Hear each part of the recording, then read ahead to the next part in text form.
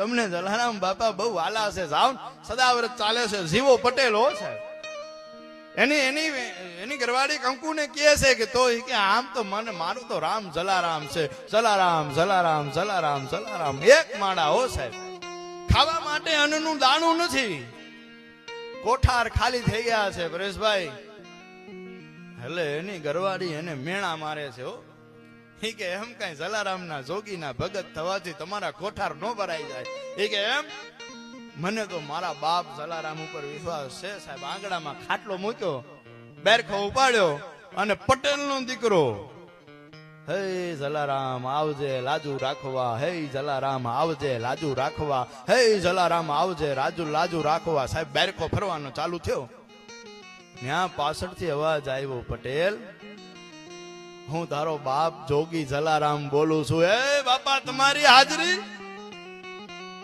કંકુને કહે છે જો મારો બાપ જલારામ આવ્યો, હાચા દિલથી પડકારો કરું ને નો આવે ને તો ઈ જોગી જલિયાણ નો કહેવાય સાહેબ. પટેલ ના ઘરે ઈ કોઠાર ની માલી પાસે આમ જ્યાં ઓરડામાંથી આંટો મારી અને પટેલ નો દીકરો જુએ, એ કે બાપા ખાવા અન્નનું દાણું નથી. એ કે પટેલ શું મસ્કરી કરો છો? જો તો ખરા, એક કોઠારમાં બાજરો, એક કોઠારમાં જુવાર, એક કોઠારમાં ઘઉં, એક કોઠારમાં રતાળ ભર્યા છે. તું પટેલ હાથ તો નાખ સાહેબ.